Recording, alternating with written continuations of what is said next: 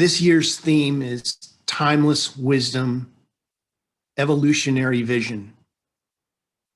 And today, my title is Looking Ahead.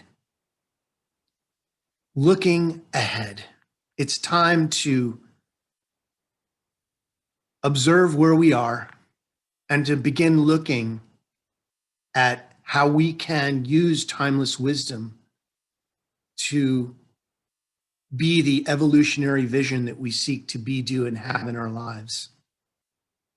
So this month, we will explore the ancient and sacred wisdom of the science of mind that the science of mind draws upon and begin to contemplate the trajectory of our movement and our individual consciousness.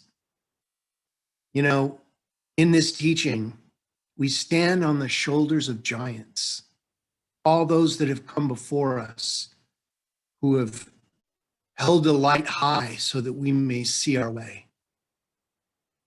see new horizons and new vistas that await us as we move from the challenge to the universal consciousness of wholeness, love, joy, and unity. So having taken stock in these things, we're ready to plan for our journey. So let us look to where it is that we want to go. What possibilities lay beyond the future horizon for us? Where are our growing edges, as they say, within ourselves, in our consciousness, and within our communities? Right now, we're all anticipating our turn at getting the vaccine. So there is light at the end of the tunnel. It just is a little longer tunnel.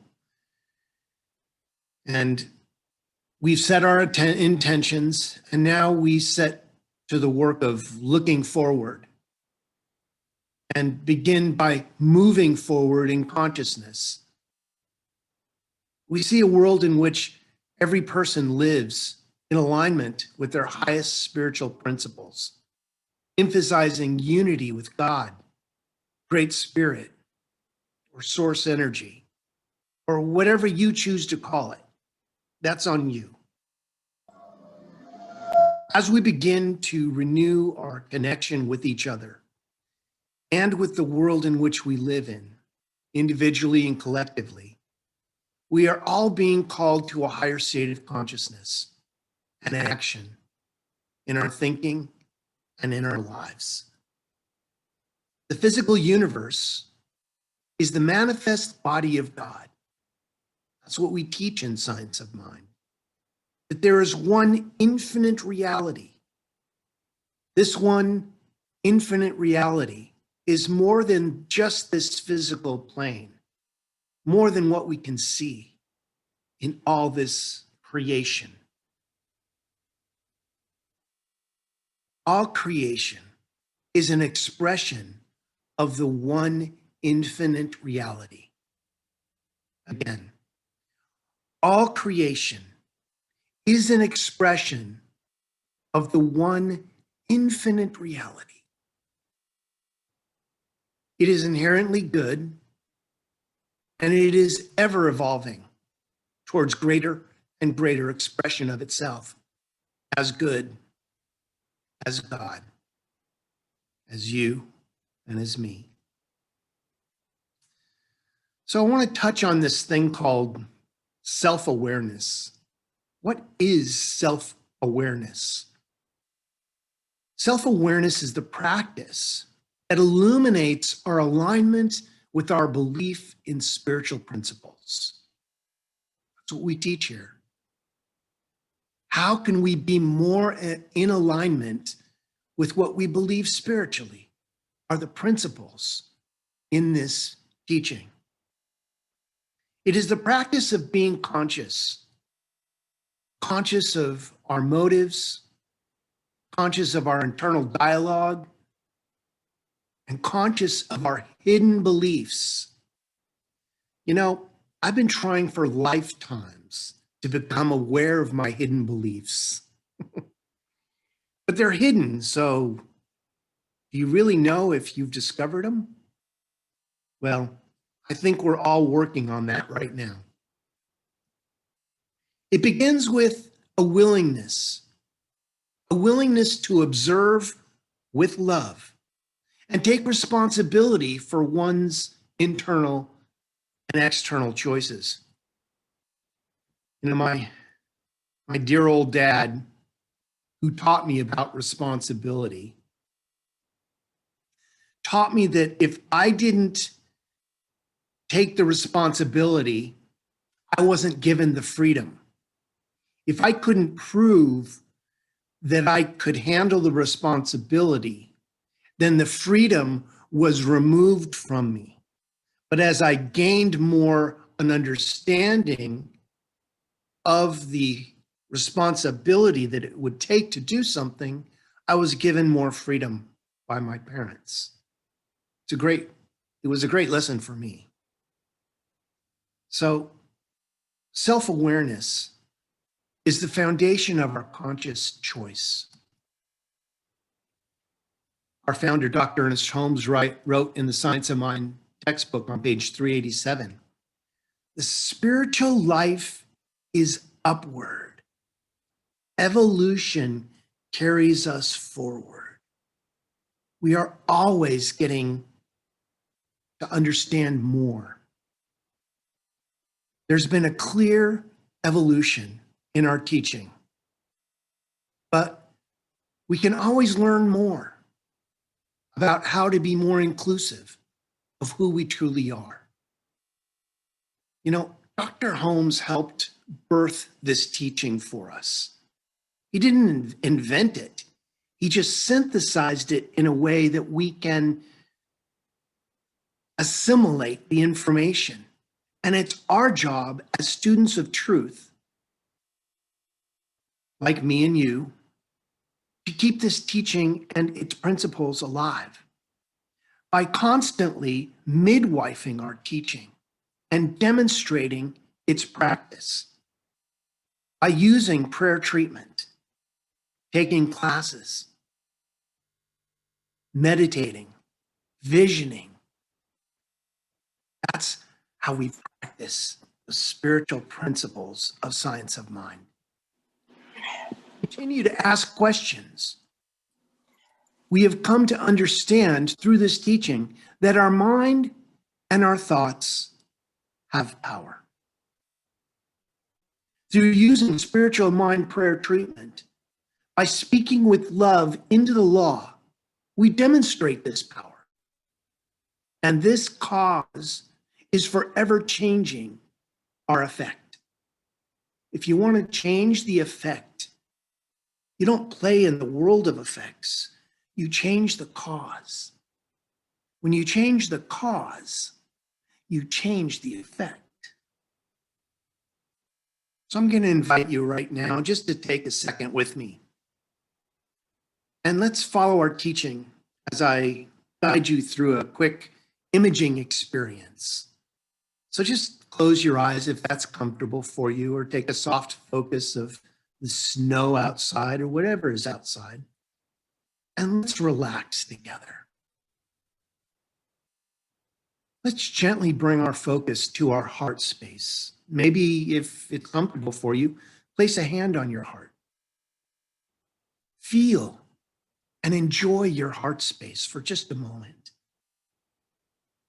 That life and the very energy of the infinite itself is warming your body, beating your heart, and breathing your body.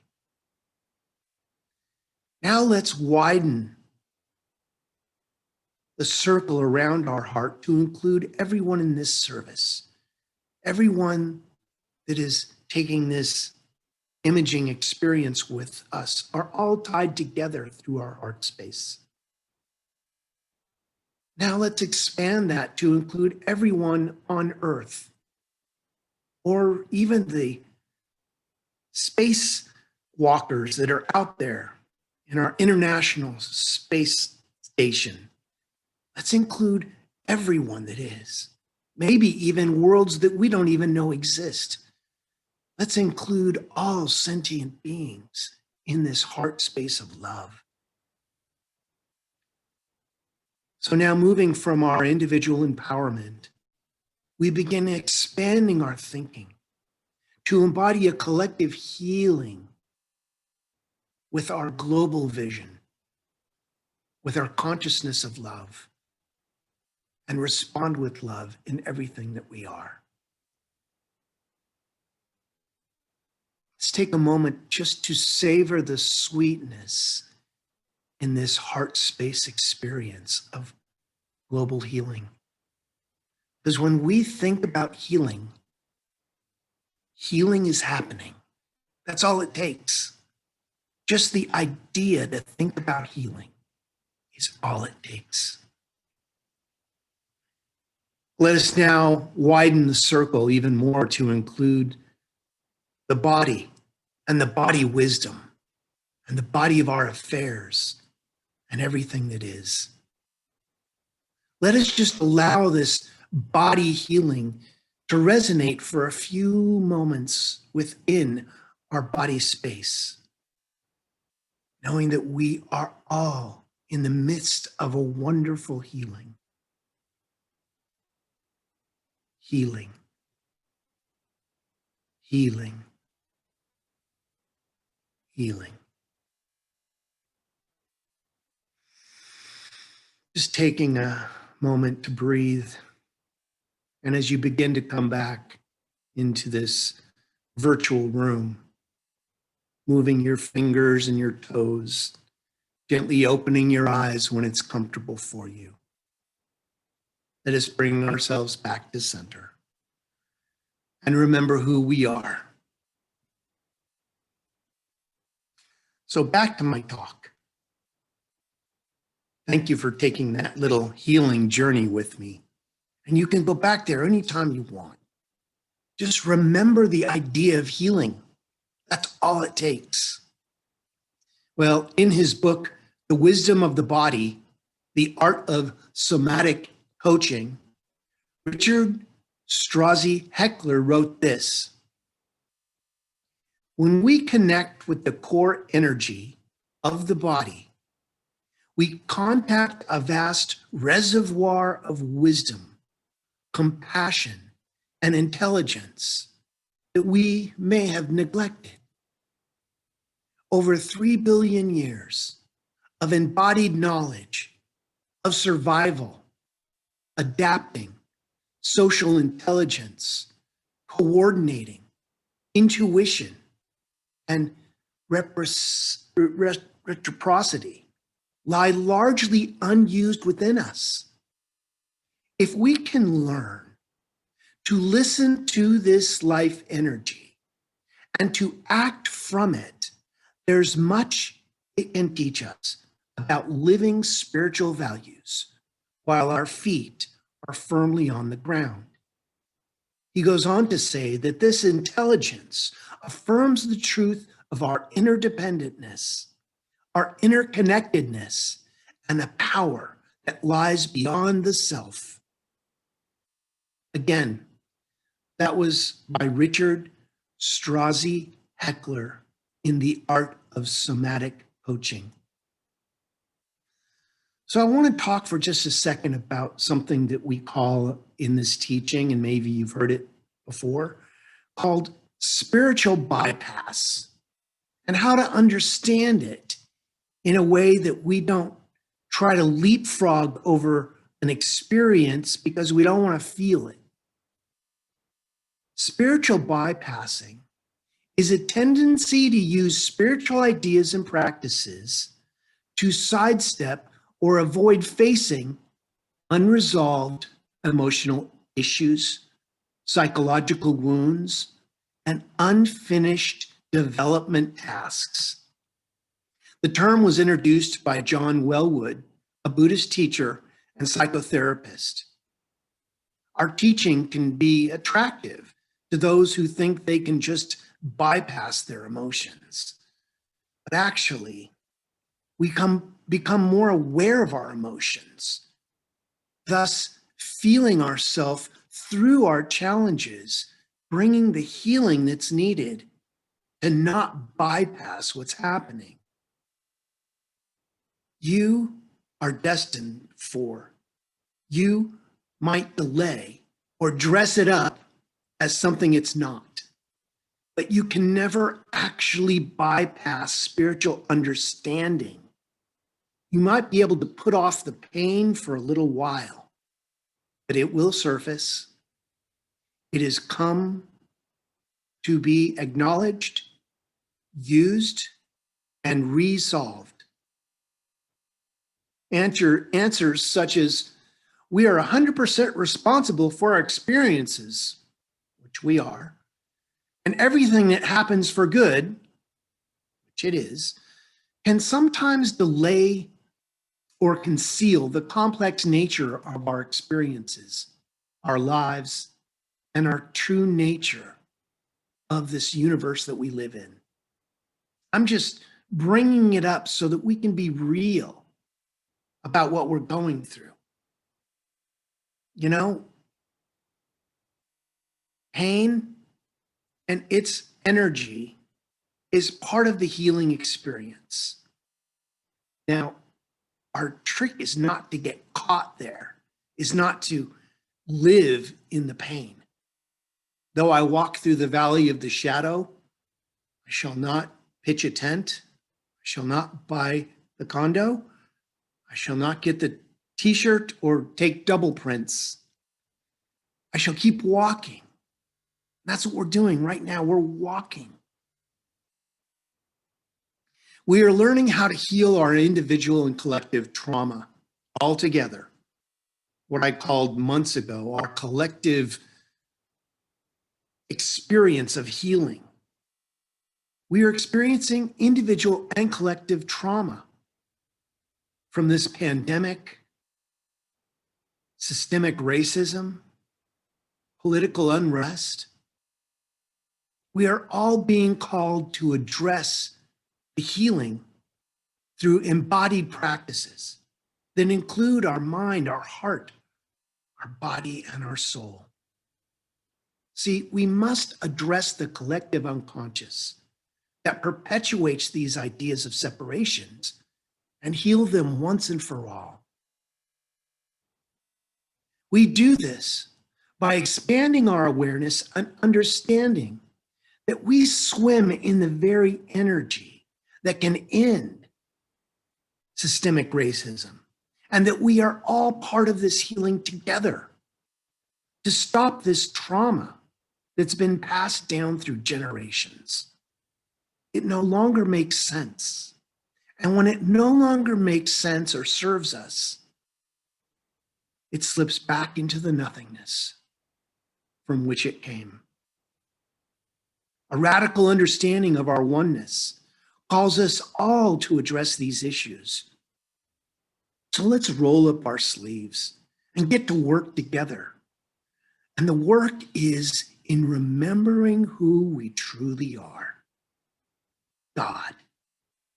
It's no less in anyone else than it is in you.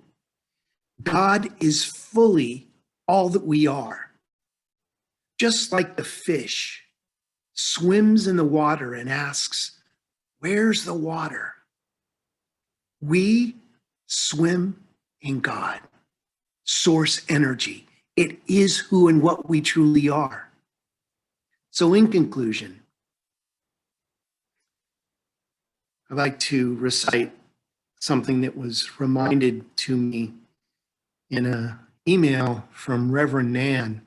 And they're the words of Ernest Holmes, which says, "The experience loses its sting, the grave its victory, when we realize the eternality of our own being.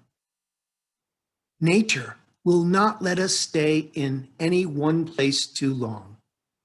She will let us stay just long enough to gather the experience necessary to the unfolding and advancement of the soul." This is a wise provision, for should we stay here too long, we would become too set, too rigid, and too inflexible. Nature demands the change in order that we may advance. When the change comes, we should welcome it with a smile on our lips and a song in our heart. Again, that's from our textbook on page 385. So we have the timeless wisdom to apply our evolutionary vision of a world that works for all. We are learning to harness the power of our individual and our collective mind, and our collective heart, and our collective body and soul as well. I truly believe that this science of mind teaching, this open at the top teaching, is an embodied spirituality, a spirituality that can and will take us to the next level of our evolutionary consciousness. Yes, we are indeed rising in consciousness, though sometimes it feels like we're moving very slowly, but we are moving, we are evolving, we are learning, and we are growing. And we need to continue to do so. We need to acknowledge the wisdom of the mind, body, soul, and spirit, and learn how to not be afraid of our embodied emotions. We need to relearn how to come back together and experience a collective healing of our generational trauma. One person at a time, all of us together. So, as they say, be still and know. Be still and know who you are. So during this week, as we look ahead with our metaphysical eyes, I began to ponder this phrase this week: with liberty and justice for all. And what that means to me metaphysically is with cause and effect for all. See, we have the liberty to choose our own causes or to make our own choices. I mean, it's what each one of us does every day. And justice is always within our effect. It can be no other way. It's always part of our experience because it's always our choice. You know, life is just what you think it is, individually and collectively. So my question to you is, are you part of the solution? It's time for us to remember who we are and love ourselves deeply. And so it is. Amen.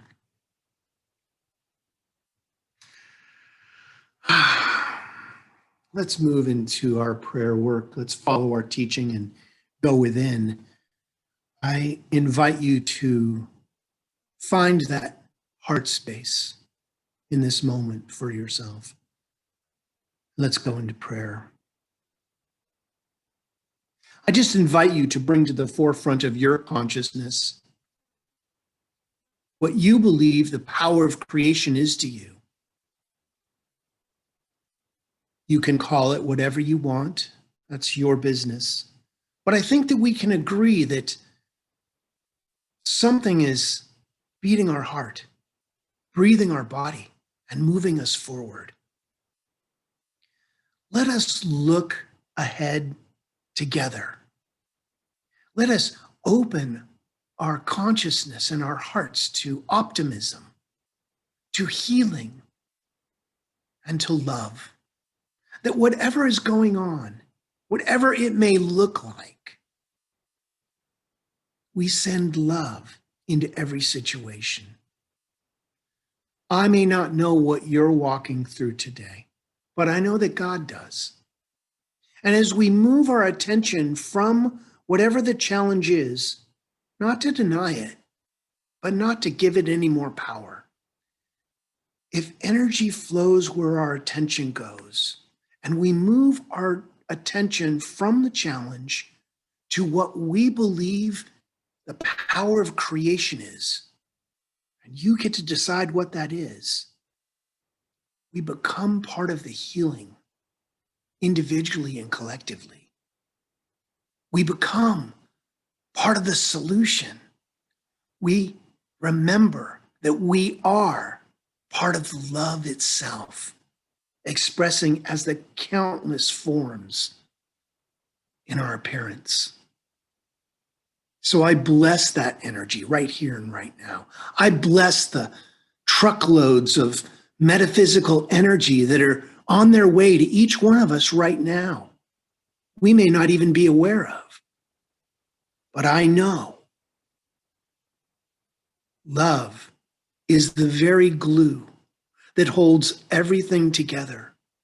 And as we saturate ourselves with that love, we become part of the healing, part of the wave of healing that is moving into our plane of existence. And it is from that point of healing, of love, and of our passion for life that life is well lived. So we give great thanks. We are overflowing with the gratitude of the universe, being thankful for this time, this space, and this place. It is easy to let go, to release these words directly into that living, loving law, where it is transformed in a miraculous energy into the love that we are, into the healing that we seek, is happening right now, each one of us in the midst of our own healing. So we let go, knowing it is so, as we affirm it together by saying, and so it is. Amen. Well, again, I want to thank you all for joining us this morning. It's time for our offertory. So if you'd like to place your hands on your heart, find your donate button at some point. Let's read our offertory ideas about sharing, which goes something like this. I share my gifts of abundance with love and joy. Once again, I share my gifts of abundance with love and joy. Now let's say a prayer for that offering.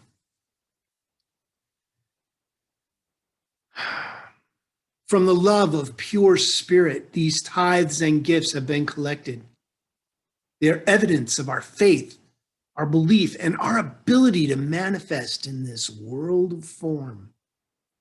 They do good work in the world and allow this center, the Grants Path Center for Spiritual Living, to be open and available to all who seek spiritual wisdom. We are grateful for all the gifts that bless the giver and receiver and are used in a way that allow this community to thrive. And for this, we are so well blessed. We release this into the law, knowing it's so, as we affirm it again by saying, and so it is.